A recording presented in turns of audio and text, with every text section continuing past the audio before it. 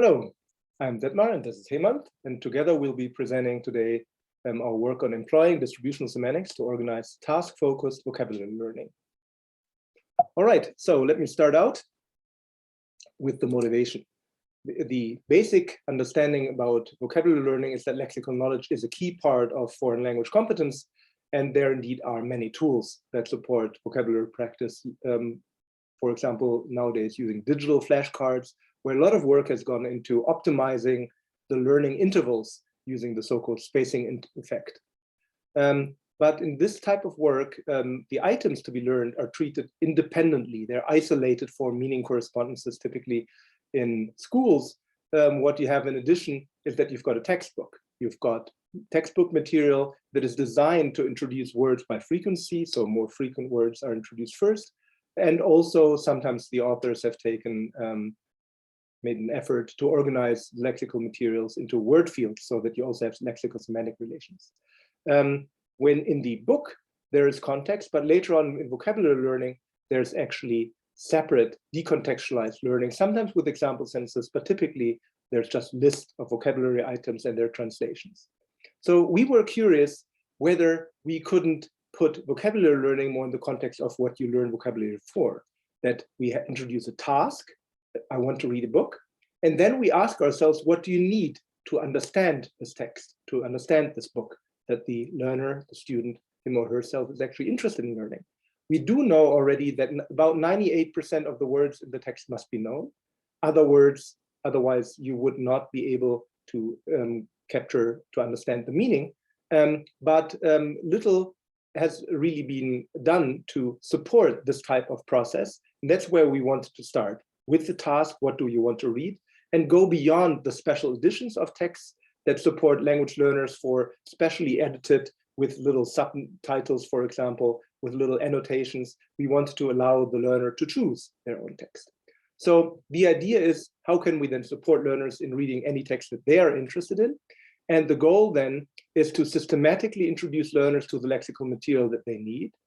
And we have different components. One is really that we want to automatically derive then the structured semantically organized vocabulary space. Why? Well, because this allows us to organize the learning efficiently. If you learn a word, for example, in Harry Potter, wand, and then you learn the next word, cauldron, they all come from this kind of magic inventory. And the idea is if you learn one word, then you already activate this kind of space of magic vocabulary, and that allows you to more efficiently learn this space of new words that you want to acquire. In addition, we want to also take into account that learners differ in their pre-activation. So a more advanced learner already knows more words, so they have to activate words at a different level. So depending on the proficiency level, you can pre-activate lexical material. And then the third thing we wanted to include is that we want to contextualize the learning. So we want to not learn the word. We want to learn the word as needed to understand the text. So if you have sentences from the books of interest that you're actually using to then acquire the word in the context that you're trying to read the new book, then you actually have the possibility of fully contextualizing in the space, also semantically disambiguating, if a word is polysemous, the word as it's actually needed to understand the book. All right, so then what are the building blocks? The building blocks are what we call word families based on Bauer and Nation. And the idea is that we focus on words that occur at least 5 times in the book. Why 5 times in the book? Well, because then it's thematically relevant to the understanding of the book. And we then pair the word as first step with the parts of speech pairs. And we collapse the morphologically derived words from the same lemma in order to capture the idea of Bauer and Nation that you don't need to actually understand every single word, sorry, not understand, but learn every single word, but you can actually learn word families. So if you have the word dream, the lemma dream, then dreamt, dreaming, dream, dreams, dreamt, and dream as a noun, they all basically are derived from the same kind of root linguistically, but also in terms of activation, in terms of learning. It's clear that if you've learned the word dream, then you also know the word dreams because you know the morphological, morphosyntactic properties of the language requiring a third person S in with third person S subject, right? So the idea is lexical learning does not require you to learn each and every one form, but you learn the word families together. All right, so we're taking that up, and then we generate the lexical graph for a book using a distributional semantics. So we take GloVe, pre-trained word embeddings, and then we derive from the text of the book, we derive a graph such as the one shown here, where you can see that say and tell are semantically related, and tell corresponds to the entire word family, and say corresponds to the entire word family, and talk. And so the idea is that we're using distribution semantics and the book given by the learner to derive a graph. And this graph, based on this general distribution semantic vectors stored in GloVes, can be automatically derived. And then the words that are closer in meaning are connected with higher weights in the graph. That's the idea. So for each nodes, we decided to represent at most 5 edges with the highest similarity score, because otherwise, if basically every word is to some degree connected with every other word, it becomes too complex. The task of determining the nodes you want to learn next becomes too difficult. So we limited this spelling activation to 5 edges. Okay, so here are some examples of the graphs that you then obtain. You can see on the top left here, you can see there are, over here, you can see that these are all the months. Here you've got relationship terms. Here you've got something kind of semantic related net dealing with water, sea, ocean. And it's clear, remember the idea of having these nodes and having the links is that if I learn the word sea, then it's easier to learn the word shore next, and it's easier then to learn the word island next. So this kind of spreading activation will play an important role in our learning steps. And now I turn it over to Hemant, who will tell us about how we actually employed this, tested it, and then evaluated and come back for the summary. Thanks, Dietmar, for explaining the graph building. As Dietmar explained, we wanted to apply the same technique of building the semantic vocabulary graph for limited text to 3 different books. We've chosen 3 different novels. One here is the 22,000 Leagues Under the Sea, and a book from Harry Potter and a book from Game of Thrones. Here, we could see that among all the unique words in the book, we get 15 to 25% of the, only 15 to 25% of the words qualified as learning targets after the technique he explained, filtering out the words occurs at least 5 times. Then among that, 20 to 30% of the learning targets falls into a word family that constitute a graph node. Once we have this graph node, we connect to other graph nodes, which has a semantic similarity of above a certain threshold. Also, we limit the degree of each node to be a maximum of 5. So we pick only the top 5 connections in the graph. So that results in the average degree of each node to be 2.5. That also indicates there are certain parts of the graph that are not connected. Also, the graph is a bit sparser. We could see that we have taken 3 different type of books here with 3 different sizes. Whenever this book is slightly bigger, we have more connections and more learning targets in graph node. But in the other case, like the conversion from the learning targets to graph node is higher. But when we have smaller text, we have lesser number of families folded. When we have higher number of longer text, we have higher possibility that nodes collapse into families easily. Also, we have more richer connections. So once we have this approach of generating the graph automatically for a book, we also want, on the other side, we want activity that has to be generated automatically for the learners to practice. We have chosen a multi-gap activity where we choose 3 sentences from a book, and we with a blank. So with the four distractors, one of them actually fits in all the 3 contexts. So the user has to find which is more appropriate and then fill them. In order to make this activity we picked all the sentences from the book. So to check the quality of the sentences that we use the GTEx-based approach to rank these sentences and pick a sentence for each particular learning target. On the other aspect, like the distractors,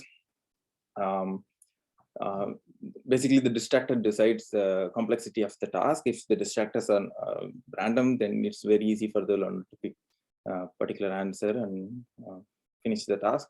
But when the distractors are very tight, and then it's very hard for them to choose a particular correct answer, then it needs more cognitive effort to choose the answer. They have more involvement. So in order to make this, like, we use the graph again to pick the appropriate distractors. Like we use the graph neighborhood. We pick in the semantic space, we pick the distractors that are not too far away, also not too close. If it's too far away, that's kind of random, then it's contextually off. If it's too close, then it's either a synonym. Then it's confusing for the user. Once we have this activity, the sentence and distractors, then we pack them into sessions for learning, even for practicing, of 20 for each session, selected based on a centrality measure in the graph. We use the closeness centrality measure.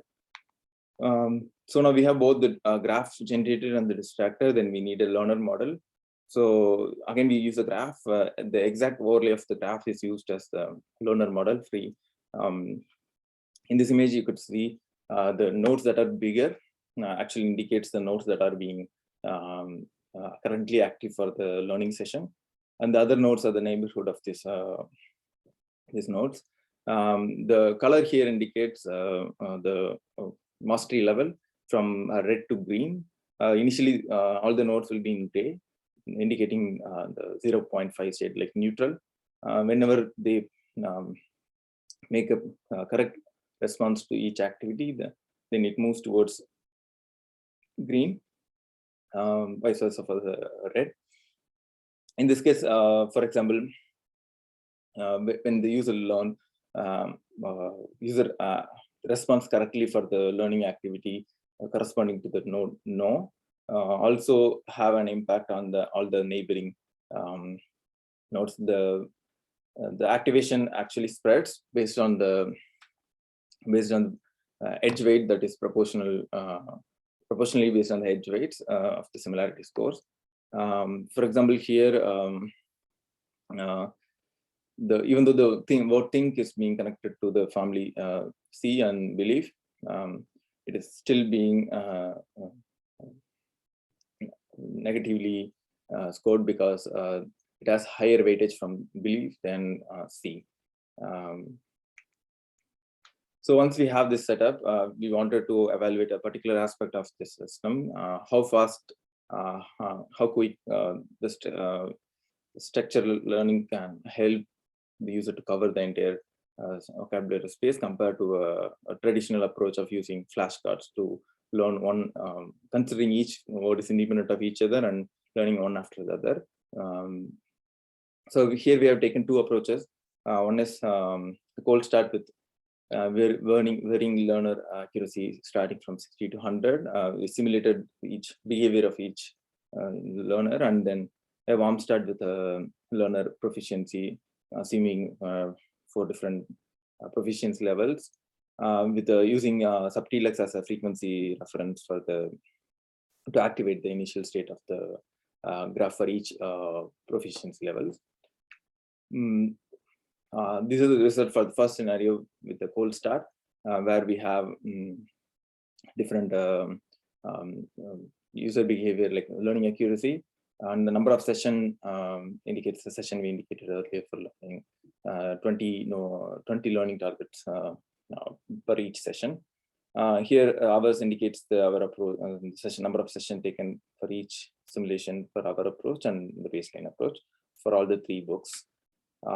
Here we could see the structural learning already benefits with the number of session record is much lesser compared to the traditional learning of flashcard based approach. Especially in the case when the user learning accuracy is low, the number of sessions are drastically different. Then this is the results for warm start approach, where we have the learners already have some proficiency. So we activate the graph based on the proficiency level. Here, as we expect, in the number of session decreases as the proficiency increases, as we expect. Also, we could see that the difference is not much in higher levels, because we know that the words that are in the higher level are less frequent. So the chances of it having more connections in the graph is reduced already. So that's the main reason. Also, we also have a drawback with the current system. Whenever we have a shorter text, we have very less richer graph. It's very sparse. So the number of session between B1 and B2 user doesn't make much difference. Only one session is different in this case in the simulation.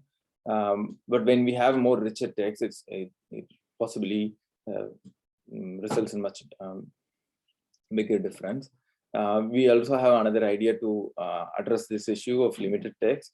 Instead of using only the graph built from the limited text, the book selected, we also use the actual language vector space from the actual language to bridge the nodes that are being disconnected, to spread the activation, to bring in bridging nodes that connects the separated nodes to spread the activations. As currently the nodes are being isolated, it has the activations are not spreading, so it doesn't benefit from our approach. Now Detmar will take over this summary and outlook. All right, so Simon explained, our approach systematically supports learners in preparing for reading the books they're interested in. That was the original motivation, and the approach currently realizes that. The prototype implementation is fully functional. We have a Python backend, a React.js front end. It has the text analysis, graph visualization, testing setup. What we're currently working on is actually getting a more professional front end so that users, also children, for example, enjoy more reading it. You can imagine looking at the graph can be complex. We showed you how to evaluate the approach with simulated users. And that shows that establishes that it's possible to use the approach and reduce the number of sessions that, depending on the proficiency level and depending on the practice accuracy, actually leads to a certain number of sessions you need, and that thereby gives you also a measure of what kind of book you can realistically tackle at a given proficiency, whether a given learner can already tackle this book or not. In terms of outlook, what I'd like to mention is that we really have to evaluate this also in a real life school context with real children. So that's something that will be interesting to see, not just the number of sessions, but also interface. All those kind of things will have an impact. And another area where we're currently advancing the approach is to think about not language learning, but about content learning. So if you have different school subjects, then you use the language to understand the contents of the school subjects. So you take the textbooks from this domain, and then you derive the concept graphs for this knowledge domain. So not about the language as such, but about this concept domain. And that is something that will allow you to get into an understanding of a certain domain, say geography, and kind of explore through the concept, the knowledge that is trying to be conveyed there. And that's something we do in the project called AIED, Adaptive Learning in Economics Education. But that's it for today. Thank you very much.